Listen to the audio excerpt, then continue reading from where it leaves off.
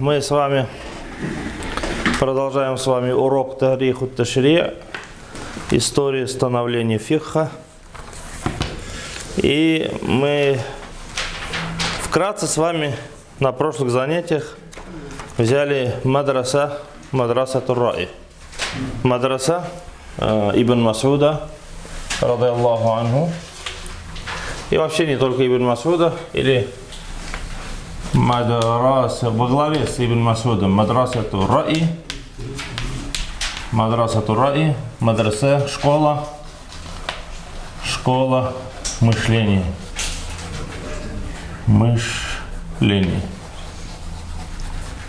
Мышление и мнение. Мнение. Почему Ра'i? Это не то, что я так, это мое мнение, да, а то, что я к этому склоняюсь, или я считаю, что это правильно. Да, мадрасатур Ра'i. Иншаллах, мы это будем все дальше и дальше приводить и укреплять примерами. Потому что, например, то же самое в хаджи сидит Ибн Аббас, ради Аллаху анхума, и сидит Ибн Умар, ради Аллаху анхума. И у каждого свой халякат и свои джамааты.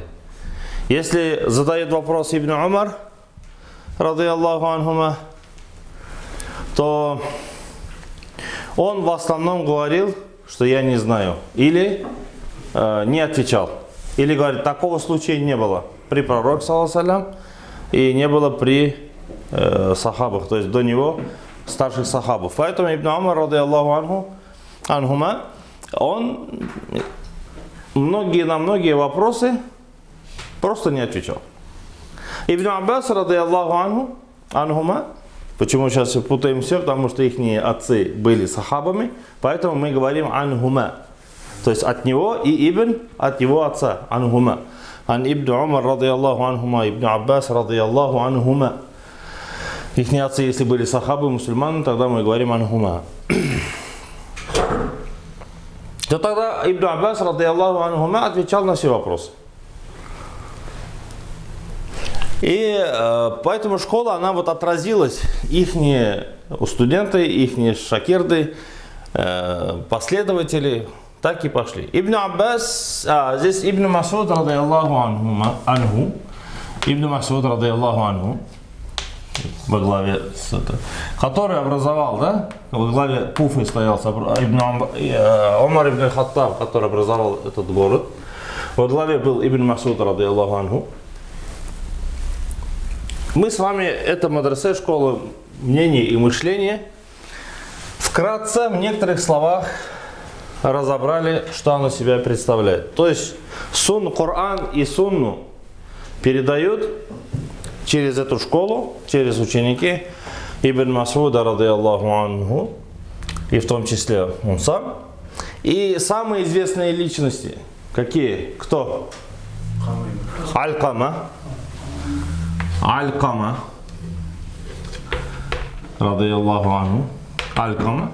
То есть это тоже взрослый уже человек, который принимает ислам, но не видел пророка, саллаллаху алейхи ва саллям, и стал из самых знающих, знатных, что сахабы, ради Аллаху анхум, обращались к нему с вопросами. Также его племянник, кто? Асвад. Нет, еще племянник Асвад ибн Язид. Асвад ибн Язид. Его племянник ибн Язид. С другой стороны, его племянник и Асвад племянника потом появляется Ибрахим Нахаи, да? У которого был ученик. Он еще учился, когда был маленьким. У кого? Часто сидел на уроках Аиши, ради Аллаху анха, потому что его дяди, что Алькама, что Асвад, постоянно находились у нее, то есть обучались у нее, а он маленький, Ибрахим Нахаи, тоже находился рядом с ними. То есть дяди с двух сторон обучаются у жены пророка, саллаллаху алейхи ва саллям, на ее, где хадис она преподает, и он вместе с ними. Его знаменитый потом после него Ибрахим, его ученик Хаммад ибн Сулейман, да? Хаммад ибн Сулейман, которого обучался тоже, как у Анас ибн Малика, то же самое. Анас ибн Малик, у сахаба. Анас ибн Малика, Хаммад ибн Сулейман. И его ученик это Абу Ханифа. Это самая, так скажем, самая известная цепочка, которой мы знаем основные пути от пророка, саллаллаху алейхи вассалям, до Абу Ханифы, самые известные. Но мы говорили, что есть и другие пути, где Анас ибн Малик в 6 лет Абу Ханифа видит по одним риваятам хаджа и передает от него хадис «Аддалю аляль хайри кафа'илихи», что обучающий к добру получит столько же саваба, как сам выполняющий это добро. Поэтому, если по этому пути считать, то Абу Ханифа, да, здесь, то он второй. Если сахаба первый, то Абу Ханифа будет второй. То есть он из табиинов. Из табиинов. И также, например, известный случай, как имам Ша'би. Имам Ша'би это из известных табиинов. Если по нему считать, то Абу Ханифа уже, имам Ша'би обучался у многих сахабов. Да? У сколько сахабов обучался имам Ша'би? 500. Около 500 сахабов обучался имам Ша'би. Все их перечислить пока у нас возможности нет. И знаний тоже. Больше знаний, чем возможностей. Вот. Имам Ша'би обучался у 500 сахабов. Получается, имам Ша'би, если поэтому считать, второй, Абу Ханифа будет третий. То есть в любом случае Абу Ханифа он третий, без никаких разногласий. То есть он из табиинов, но мы не специалисты, конечно, мы исследуем, но во многих табакатах, что он говорит, что Анас ибн Малик, что он числится из табиинов, потому что видел сахабу Анас ибн Малика в хаджа.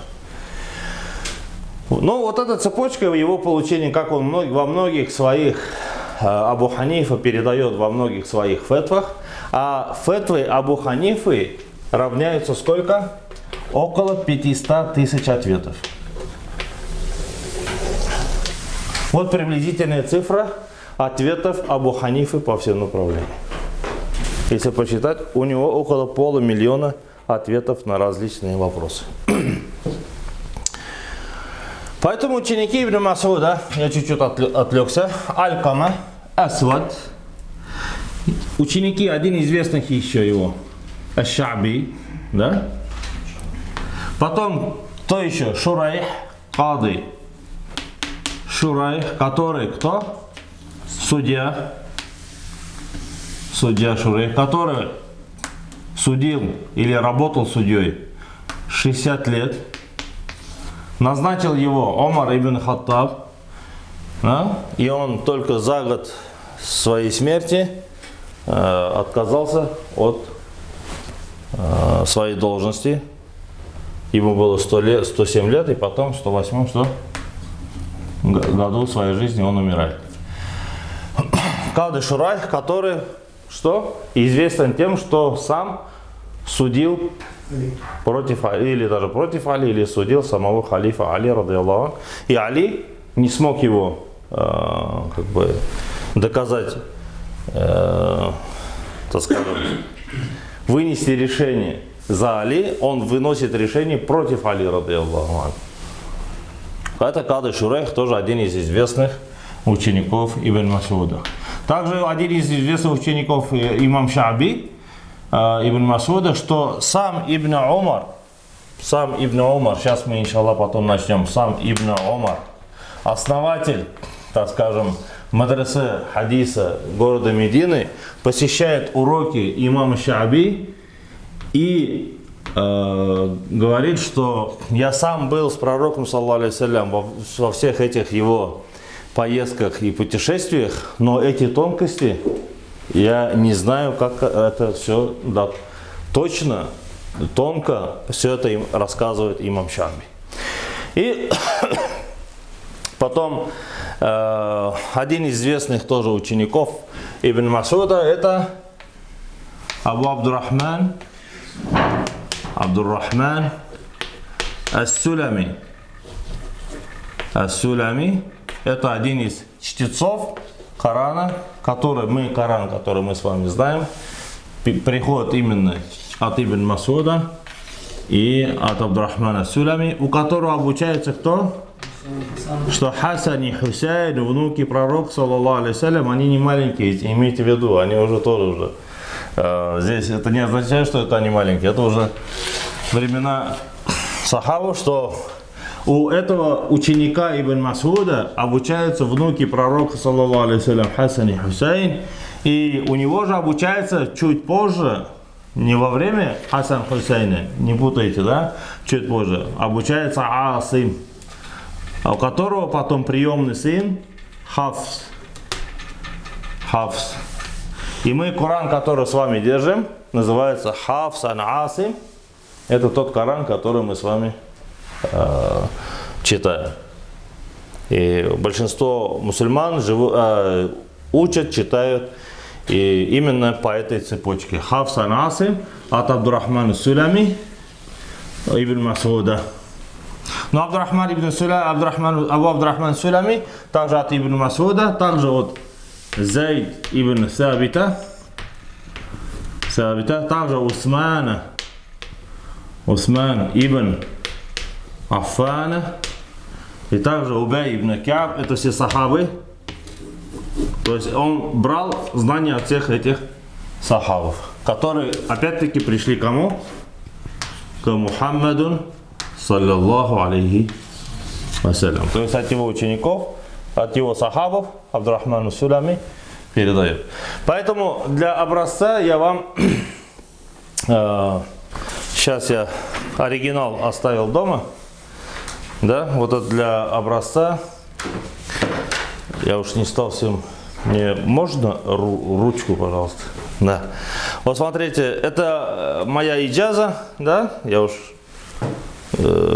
просто для образца вам приведу, как все это выглядит. То есть любой, кто получает какую-то иджазу, почему мы все это постоянно рисуем, как говорите, фигурное катание здесь, да, занимаемся. Сейчас вот Коран передан, это сертификат, или, так скажем, иджаза, свидетельство, как передается Коран. Вот как передается вот эти. Если Абу Ханифа в этой цепочке 5, то я в этой цепочке 34. То есть между мной и пророком, саллаллаху алейхи вассалям, 33 человека. 33 человека. Это для образца.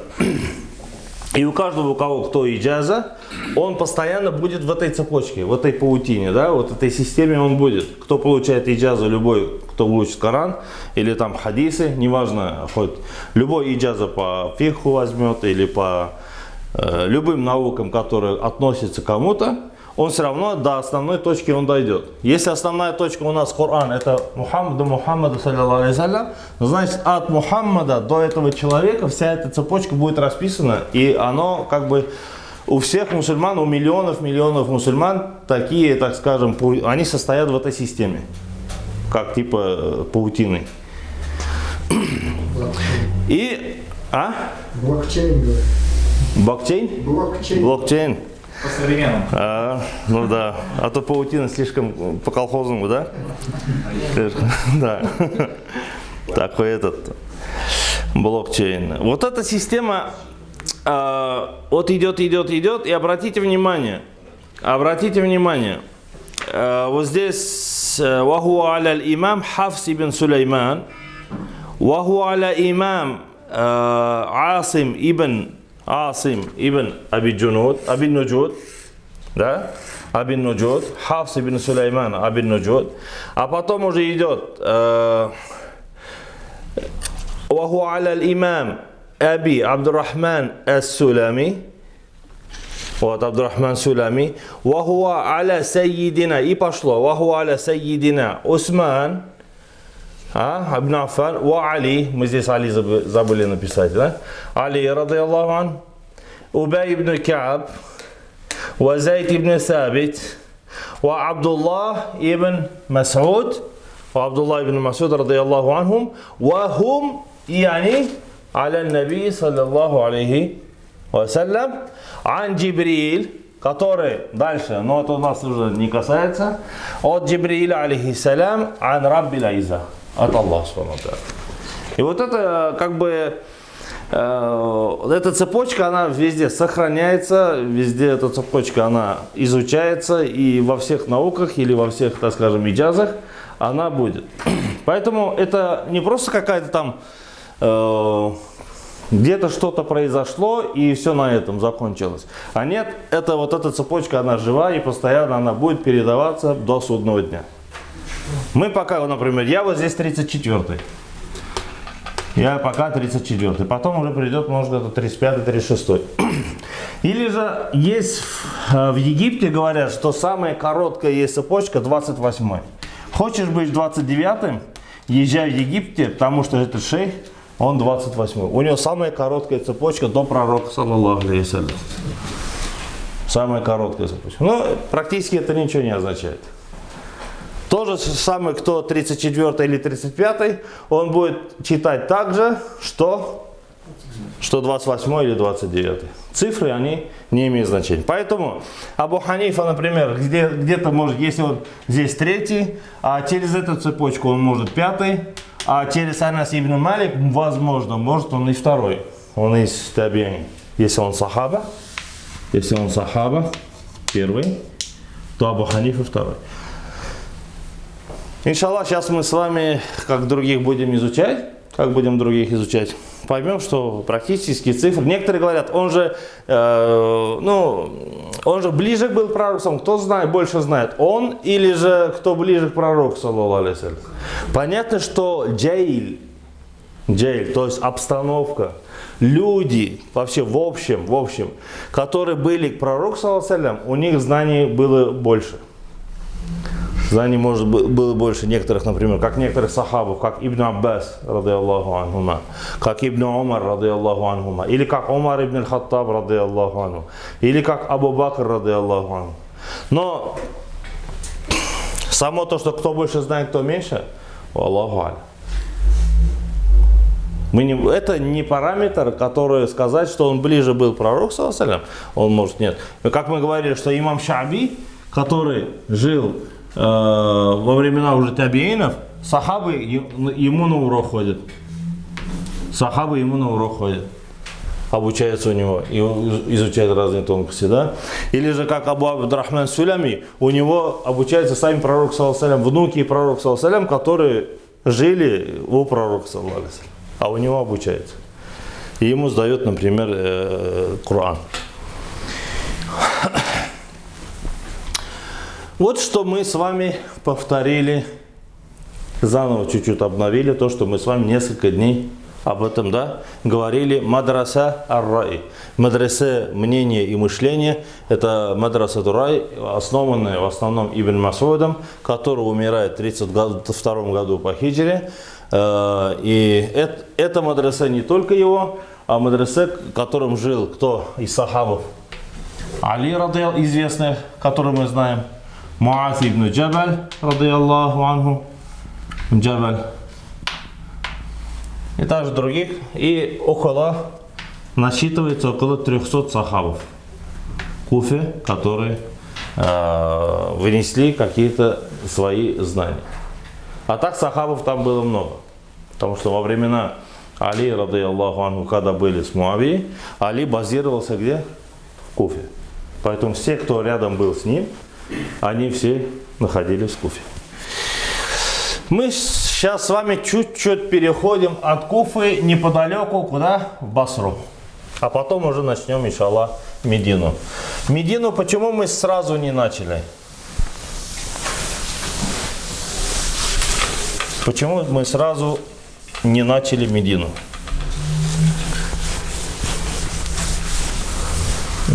Это меня спрашивают, вас надо спрашивать, да, сказать? Медину почему мы не начали? Потому что, во-первых, как я говорил, что мы со своей территории или со своей историей даже, и территориально, и исторически, мы вот в своих всех документах относимся по мазхабу Абу Ханифа, относимся к этой школе. И чтобы вникнуть в тему и чтобы понять, кто мы такие, мы начали с этой школы. Это раз. Во-вторых, эта школа Мадрасатур Раи, она более, для меня лично, более лучше знакома, и я больше как бы в ней разбираюсь. Если я сам больше понимаю, тем и вы будете больше понимать. Сейчас школа Басры. Аль-Басра. Просто я не буду называть это школой, просто город Басра. Город Басра, она практически рядом, она больше относится к Мадрасатур Раи. Тоже школе мышления и мнения. То есть Мадрасату Куфы. Басра, басрийская. Попозже, лет через 100 после этого, у них начинается гонка вооружения арабского языка. Они начинаются делиться. Будет куфийская школа через лет 100 после этого, и есть басрийская школа. Они будут соревноваться в языке арабского языка. Аль-Басра практически то же самое, что Куфа и тоже Ар-Раи, школа мышления. Просто отличается тем, что, во-первых, территория отдельный город. И среди таких значимых ученых это был первый Аль-Хасан Аль-Басри. Очень известная личность. Поэтому даже когда говорится в исламе Аль-Хасан, кого подразумевает? Если просто говорится Аль-Хасан, это значит, это Хасан Басри. То есть до такой степени его имя популярное, что если говорится просто Хасан без никого, то это будет, значит, Аль-Хасан Аль-Басри. Мы, иншаллах, сейчас начнем про него говорить. Он основатель, да? Ну, в основном да. Но до него были сахабы.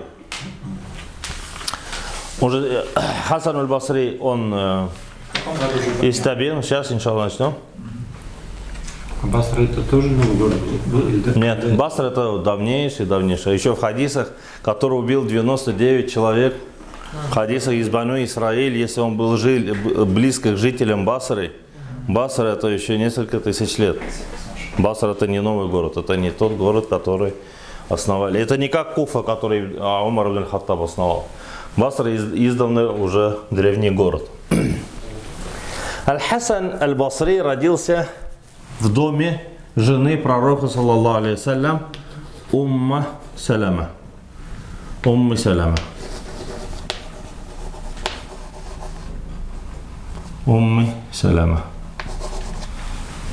В доме жены пророка, саллаллаху алейхи вассалям, Уммы Салама.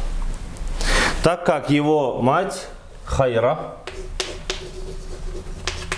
мать Хасан аль-Басри, мать Хайра, была служанкой жены пророка, саллаллаху алейхи вассалям. И Хасан аль-Басри родился в 21 году по хиджре. В 21 году по хиджре. То есть это значит какое время?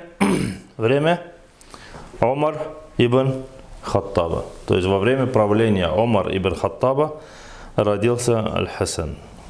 Радиаллаху ан.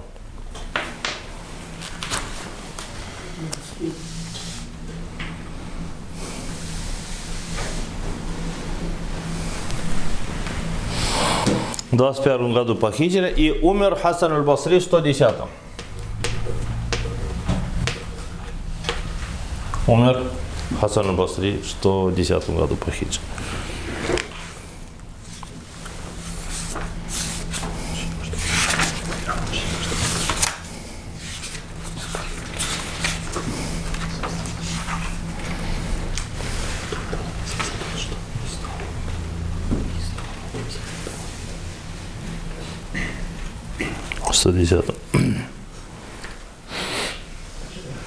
Также, как и имам Шаби. Имам Шаби какого года рождения? А? Забыли или уже не успели запомнить? Тоже 21 года. Я в тот раз говорил, что имам Шааби и Хасан аль-Басри, они родились в одном году уже. И поэтому один год Хасан аль-Басри тоже получает знания или видит, встречается около 500 сахабов. Хасан аль-Басри, что имам Шааби, если имам Шааби был в Куфе,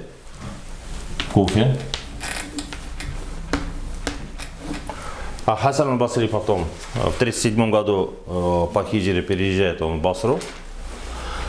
Ему было, значит, 16 лет. В 16 лет он переезжает в Басру. Его семья, вернее, не он сам, а его семья. И там уже он основал эту школу. Хасан аль-Басри получает знания тоже больше 500 сахабов. Из них, которые он видел, 70 бадрийцев.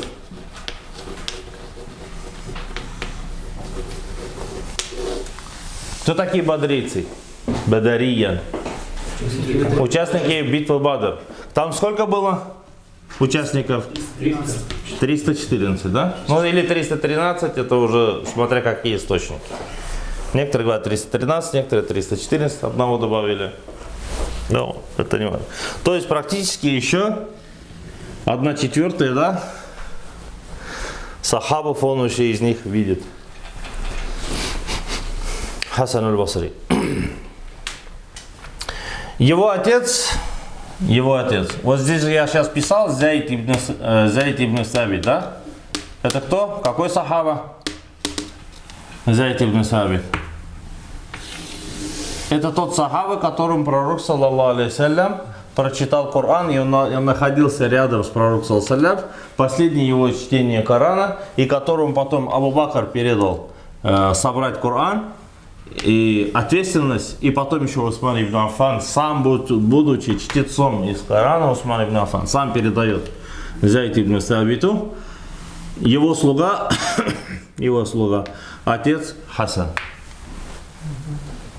Его слуга, отец Мауля Зайд. Поэтому отец Хасан аль-Басри, слуга Зайд ибн Сабита, а мать служанка жены пророка, саллаллаху алейхи ва саллям. И вот из этой семьи у нас Аллах субхану тааля даровал нашу умму такого человека, как Хасан аль-Басри. Хасан аль-Басри в детстве, когда его мать, то есть когда был еще грудным ребенком, когда один из этих фактов тоже упоминается, то что Хайра, когда уходила по хозяйственным делам, оставляла ребенка жене пророка, саллаллаху алейхи ва саллям, и когда, чтобы она, говорит, успокоить ребенка, давала свою грудь, и у нее пошло молоко, и Хасан аль-Басри имел вот такое отношение, родственное отношение к жене пророка, саллаллаху алейхи ва саллям, и говорили, что когда читал Коран, Хасан аль-Басри читал Коран, его голос был похож на голос пророка, саллаллаху алейхи ва саллям. Но это как бы то, что упоминается в истории.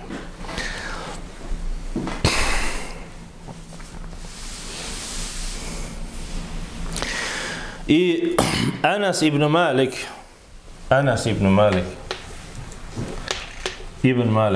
слуга пророка, саллаллаху алейхи ва саллям. Анас ибн Малик, слуга пророка, саллаллаху алейхи ва саллям, которому пророк сам дуа сделал, чтобы много жил, чтобы много было детей, чтобы много было богатства, и чтобы Аллах Та'аля простил ему грехи. Анас ибн Малик, когда его спрашивали уже под старость какие-то вопросы, он отправлял уже Хасана. Спрашивайте, говорит, Хасана. То есть сахаба, который служил пророку, рядом находился с ним, и был молодой парнишка, который во время смерти пророка, Анас ибн Малик, ему было 20 лет всего лишь. Когда пророк умирал, ему было только 20 лет. То он практически с 10 до 20 лет, с 10 до 20 лет, 10 лет был слугой пророка, его мать, когда его принесла, этого парнишку, к пророку, его отец умер, И чтобы пророк сам позаботился о нем, Анас ибн Малик, это личность очень известная, он находился в доме пророка саллаллаху и постоянно, как бы всегда сопровождал пророка саллаллаху. Поэтому даже в Бадре, когда ему было всего лишь, даже нету 12 лет, пророк саллаллаху алейхи вассалям берет его в Бадр. Но не берет кого? Ибн Умара. Говорит, ты еще маленький. В уход Ибн Умар просится, его не берет. Бадр просится, его не берет. Берут только Ибн Умара, только куда? В 15 лет Хандак. С Хандака его начинается его жизнь. А Анас ибн Малика он берет. Поэтому Анас ибн Малик это как бы как слуга пророка саллаллаху, как его помощник, как его постоянно рядом находился. Он очень был известен тем, что являлся одним из знатных и много передавали хадисов от пророка саллаллаху алейхи вассалям. Но под старость вот этот сахаба, который умер в 93 году по хиджре, а Хасан аль-Басри в 110, да, под старость, когда уже он умирает, 93 год по хиджре, он уже в своей старости отправлял Хасану, он говорит, и спросите Хасана, хафизнаха ва хафизнаху, как та'алямнаху, сами'а ва сами'наха ва хафиза ва насинаха. Он говорил, что мы слышали, и Хасан слышал, но мы, говорит, уже забыли, а Хасан еще помнит. То есть он уже под старость отправлял Хасану аль-Басри. Хасан аль-Басри. Один из еще в истории самых таких знатных, не знатных, а значимых моментов Хасан аль-Басри, что один из его учеников, один из Аль-Василь ибн Ата, Аль-Василь ибн Ата, 80-го года рождения, как Абу Ханифа, то есть родственник, не родственник, а современник, или гадук, да, сверстник Абу Ханифы, Василь ибн Ата. Хасан аль-Басри ему сказал: «И'тазиль, убирайся с уроков, отстранись». И он основал потом не ученик, получается, а антиученик. Основал му'тазилитскую группу, которые 300 лет потом мучили мусульман. Со своей философией, со своими отклонениями и разными этими. Что в течение почти 300 лет это была проблемой для мусульманской уммы.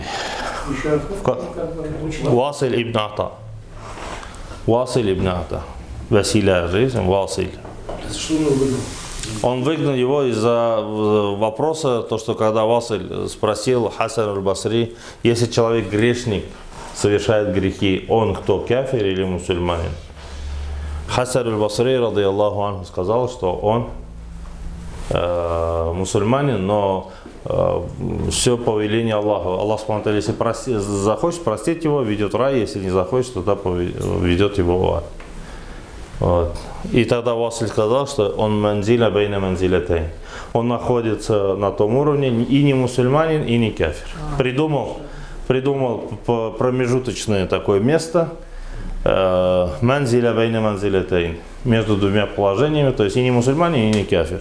И тогда после этих слов он сказал: убирайся, и'тазиль, уйди с этих уроков. И слово и'тазиль, вот это пошли на них потом слово му'тазиля. Му'тазилиты. Потом уже они пробрались и во власть, и даже в му'тазилитской потом идеологии уже страдали сами халифы, что начали задавать те вопросы: Коран сотворенный, не сотворенный, азаб аль-кабр существует или не существует. Вот такие вопросы уже начали это, и от них сильно пострадал Ахмад ибн Ханбаль через уже Сколько? 110-й. Ахмад ибн Ханбаль уже 200 в Михна. Ну, получается, практически через 100 с лишним лет. Через 100 с лишним лет Ахмад ибн Ханбаль, зная миллион хадисов наизусть, был лишен преподавания хадиса на 16 лет. А мы со своим, что еще 3 хадиса не знаем, и нас еще что-то, если закрывают или что-то нам мешает, мы начинаем жаловаться. Ахмад ибн Ханбаль не мог преподавать хадисы в течение 16 лет. Из-за вот этих разных философий. Потому что Ахмад ибн Ханбаль практически один из ученых, который напрямую говорил, что Коран это не сотворено. Если остальные умудрялись как-то вот уйти из этого вопроса, то Ахмад ибн Ханбаль, он напрямую говорил. К сожалению, вот такие, вы представляете, 16 лет, какой срок для такого мухаддиса. Ладно, мы пока слишком вперед ушли, поэтому Хасан аль-Басри является одним из этих великих ученых аль-Басри, Басра. И многие, так как тоже будет опираться на его мнение, у него тоже свое чтение в Коране, тоже свое чтение есть, но его чтение, оно не стало мутаватир, и оно кираату шаз, называется кираату шаз, на которое обращает внимание, но оно не распространенное. То есть Хасан аль-Басри. Еще одна личность, которая Мухаммад ибн Сирин. Мухаммад ибн Сирин. На этом, наверное, иншаллах, пока нам достаточно, потому что, это тоже школа медресе, мышление. Мы сейчас можем сотнями этих ученых приводить, и просто мы потом и запутаемся. Сейчас нам быстрее надо в Медину вернуться, иншаллах. Мухаммад ибн Сирин. Нет, они не Ибн Мас'уда. Он родился в 32 году по хиджре. Да. Это уже другая линия. Басра, так же как Хасан аль-Басри, я насколько знаю, что он не видел Ибн Мас'уда. Может, они встретились в Аллаху алям, таких знаний, что у Ибн Мас'уда нет. Мухаммад ибн Сирин умирает в тот год, когда рождается в тот год, когда умирает Ибн Мас'уд, радийаллаху анху. Поэтому Мухаммад ибн Сирин никак не мог уже видеть Ибн Мас'уда.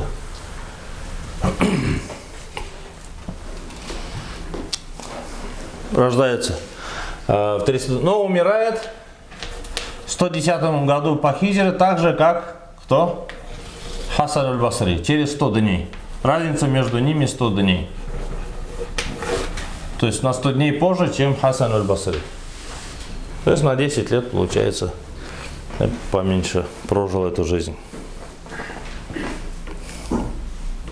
Он получил знания от Анас ибн Малик, Абу Хурайра. Анас ибн Малик. Абу Хурайра.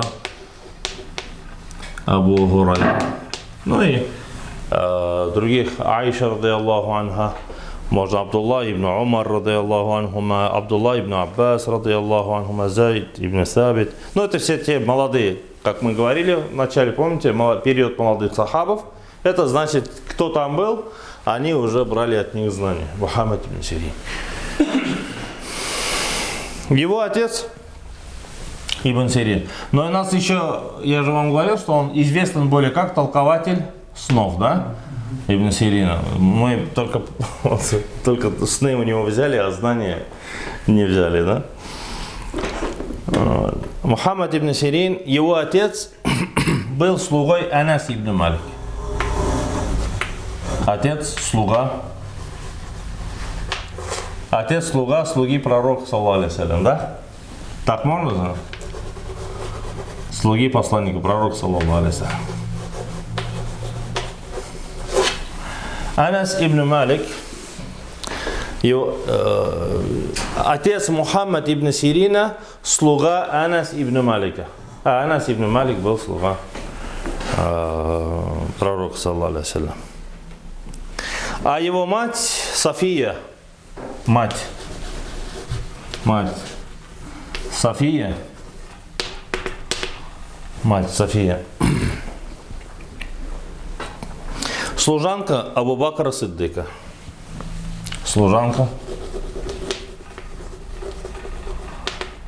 Абу Бакра радиаллаху анху. София, служанка Абу Бакра. И поэтому даже когда выдавали замуж мать Мухаммад ибн Сирина Софию, ее снаряжали 3 жены пророка, саллаллаху алейхи вассалям. Умму Саляма в том числе.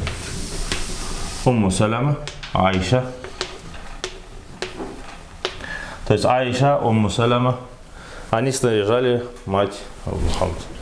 Я хочу вот эти, почему факты говорю, потому что нам понять, насколько они были близки к пророку, саллаллаху алейхи вассалям, и близки к сахабам.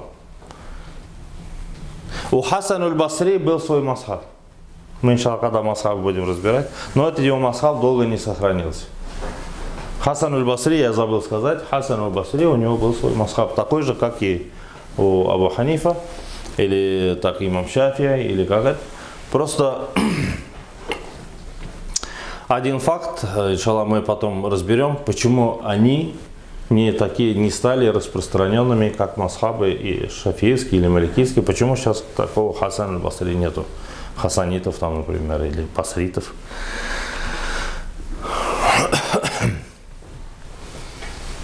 Самое основное, мое мнение, валлаху алям, я уж так и посмотрел, самая основная проблема, или это, скажем, почему у них масхаб не распространился, проблема письменности у них. То есть, вот если мы не будем записывать на камеры это, да, у нас вот сколько я преподавал до этого, сейчас иди восстанови, никто их уже не помнит. Надо этих людей поймать где-то на улице, помнишь мы? А я не помню, я уже, когда это было, ты кто такой вообще? Да? Вот это понятие, вот этой фиксации не было. От Хасан аль-Басри, да, у них, говорят, 7 томов можно было от Хасан аль-Басри. Если, говорят, собрать, огромные 7 томов его знаний можно было. А где они? Их нет.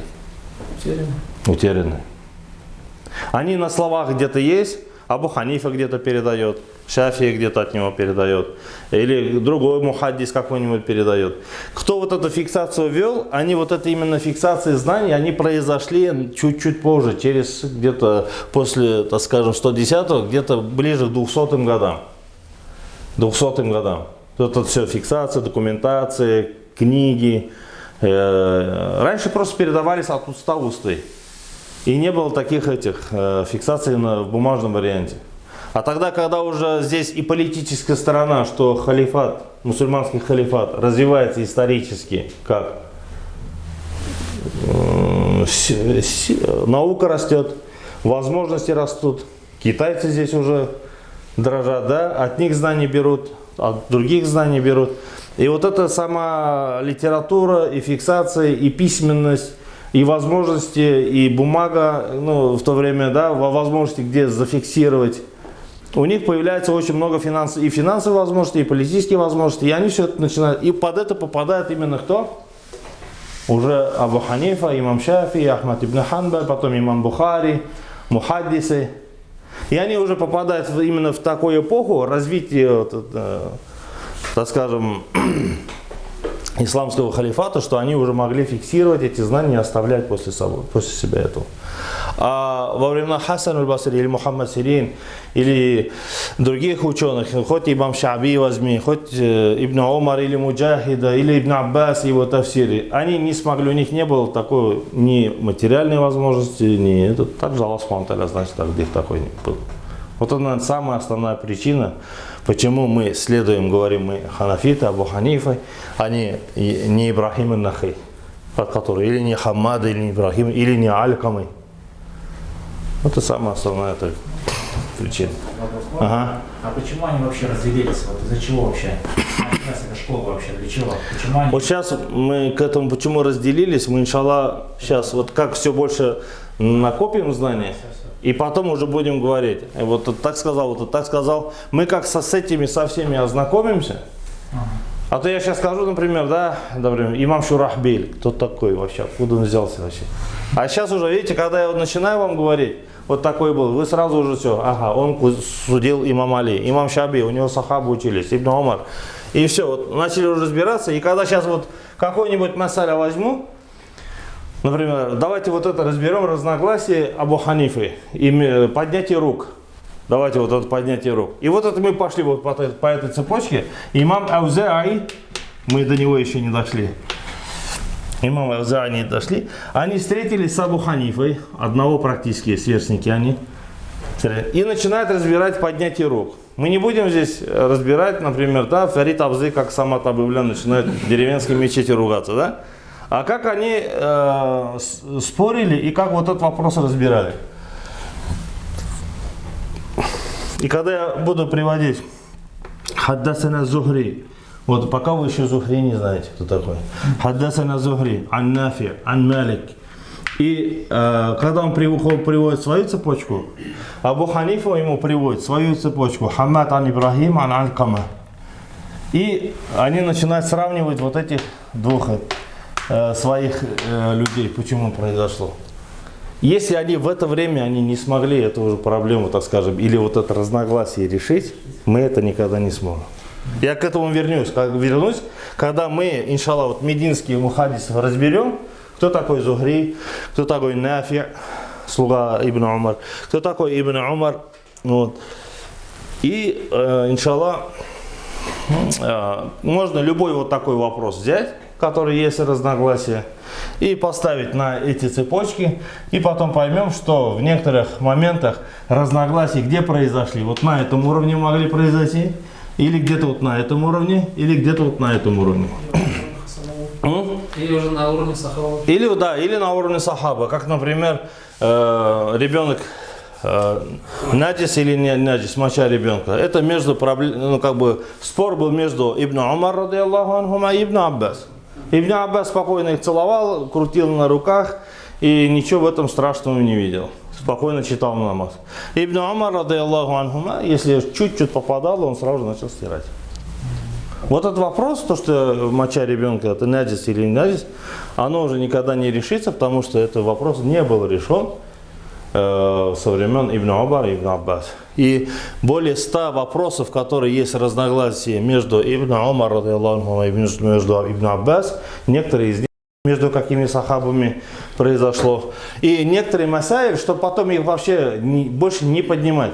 И сказать, ребят, вот эти вопросы уже, вот, ну давай перечень, 20-30 вопросов мы с вами запишем и скажем, вот эти вопросы, они были между Ибн Аббасом и Ибн Умар. И когда Саид ибн Мусаиб, мы до него не дошли, когда Ахмад ибн Ханбаль, он считал, что если кровь выйдет, это портит тахарат, как по Абу Ханифе. Ахмад ибн Ханбаль. И его спросили, а если, говорят, у имама кровь потечет, ты его будешь считать намаз, что у него намаз испортился? И Ахмад ибн Ханбаль говорит, как я могу сказать, что намаз испортился у Саид ибн Мусаиб? Потому что Саид ибн Мусаиб считал, что кровь, вышедшая из тела, оно не портит тахарат. И из-за этого имам Малик тоже этим следовал. Я вам пока сейчас говорю, вы пока будете путаться, потому что я хочу постепенно вас приводить к этим, джуз'ият, так скажем, второстепенным вопросам, если так можно сказать.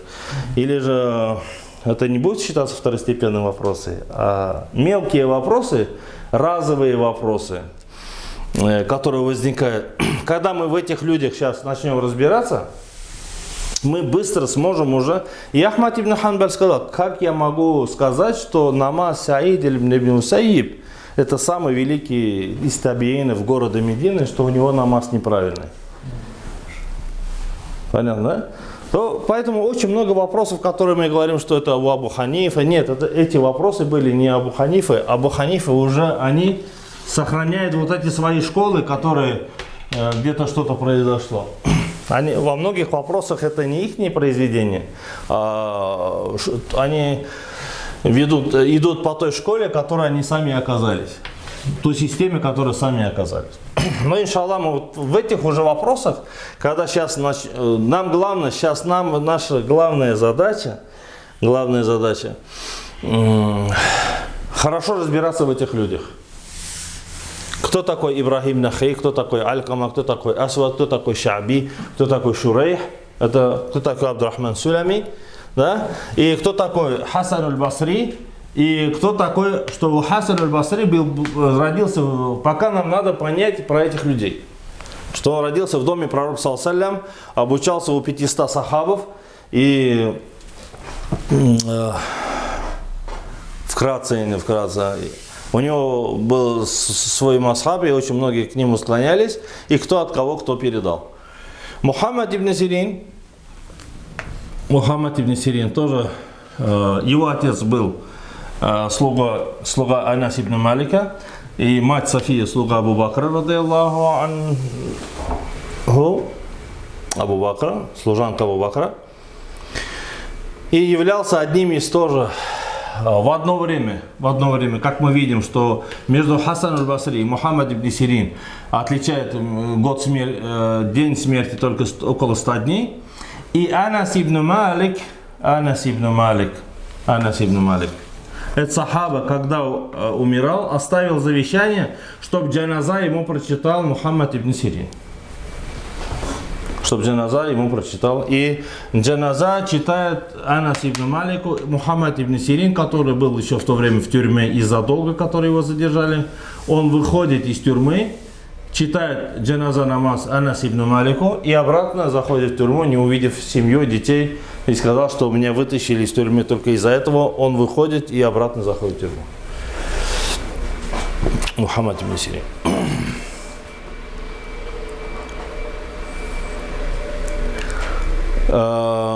Приводит хадисы от 30 сахабов. От 30 сахабов. Приводит хадисы от 30 сахабов. Мухаммад ибн Сирин.